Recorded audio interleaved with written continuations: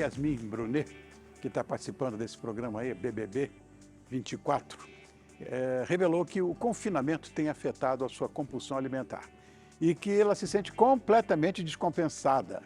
Então, para esclarecer esse tema, nós temos aqui uma roda de conversa com a endocrinologista e metabologista, doutora Elaine Dias, essa bonitinha que você já conhece. Muito bem, a psicóloga Elisângela Nina e a empresária Thaís Giraldelli, que veio nos contar a sua história. Crianças, muito obrigado por terem vindo. Eu não merecia isso não, viu? Tá vendo? Olha que coisa maravilhosa. Ganhei meu dia com vocês. Doutora Elaine, vamos começar explicando o que é compulsão alimentar, como é que ela age no metabolismo da gente.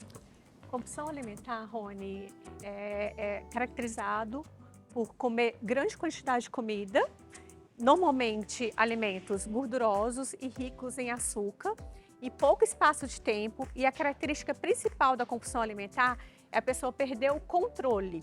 Ela perde o controle. Eu falo no consultório, né, com os pacientes, que eles são possuídos, né, e é basicamente essa sensação, que a pessoa é possuída, ela perde o controle e tem inúmeros gatilhos. E a compulsão alimentar, ela tem, para a gente fazer o diagnóstico, tem que ter várias características. Normalmente, pelo menos um episódio de compulsão alimentar por semana, durante 3 meses.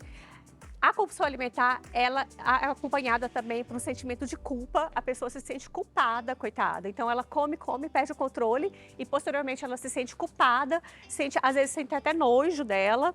Eventualmente, a compulsão alimentar, as pessoas também têm, comem sozinha, porque elas têm vergonha das outras pessoas serem julgadas. E a compulsão alimentar, ela pode ser classificada em vários graus. O grau 1, quando você tem até 3 episódios de compulsão alimentar na semana, acima de o grau grau 2, né, que é a moderada, que é até 7 episódios de compulsão alimentar durante a semana, e acima de 7 é um grau mais grave. Uau, mamãe! Bom, Elisângela, é contigo agora, né? Já do ponto de vista emocional, que é o que nós estamos sabendo aqui, né? O que acontece essa compulsão alimentar? Então, a gente entende que é multifatorial, né? O que isso quer dizer? Quer dizer que não existe um único fator que vai ser predisponente para a doença. Então, a gente tem o fator ambiental, a gente tem o fator genético, a gente tem o fator biológico, a gente tem o fator psicológico. Então, assim, são múltiplos fatores que podem levar o sujeito para esse local. Vamos pensar no caso, você falou da Yasmin Brunet. Então, se a gente pensa naquele ambiente, é um ambiente de pressão. Ele poderia ser um ambiente predisponente para o gatilho? Poderia, né? Ele poderia. Então, quando a gente pensa nesses fatores, a gente pensa sempre que algo pode levar o sujeito àquele movimento, como a doutora falou, que não consegue controlar. Então, a ideia é tentar entender qual o gatilho que geralmente leva o sujeito a praticar o ato. E naquele ambiente absolutamente tóxico. Sim, porque perfeito. é tóxico, Sim. É odioso, né?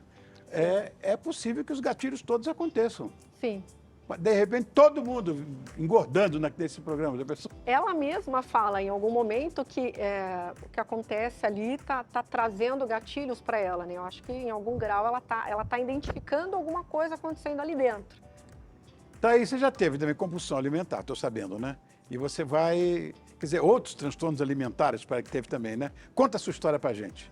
Sim, Rony, eu tive compulsão alimentar. Na verdade, isso é uma doença em tratamento, né? A gente tem que tomar cuidado porque ela volta o tempo todo.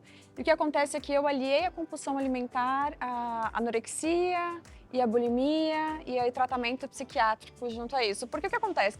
A gente come, no meu específico era o período da noite, que era muito, consumia muito, eu só queria chocolate, coisas extremamente gordurosas, muito. E depois no dia seguinte eu tinha culpa e precisava emagrecer tudo que eu tinha consumido. Uau! E aí eu ficava desesperada pra ficar magra, mas eu queria consumir mais comida à noite no dia seguinte. E era só à noite, mas era muito. Era, por exemplo, comia uma caixa de bombom, comia um bolo inteiro, alguma coisa do tipo, e não era fome.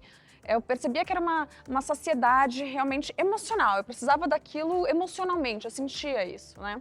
Eu cheguei a ficar com 43 quilos, tive anorexia realmente, assim, fiquei quase internada, né? Precisei ficar. Sim.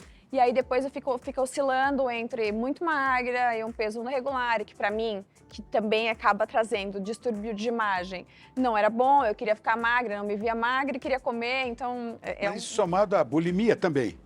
Eu não fazia, por exemplo, eu não provocava vômito, mas eu queria tomar remédio para diuréticos, entendeu?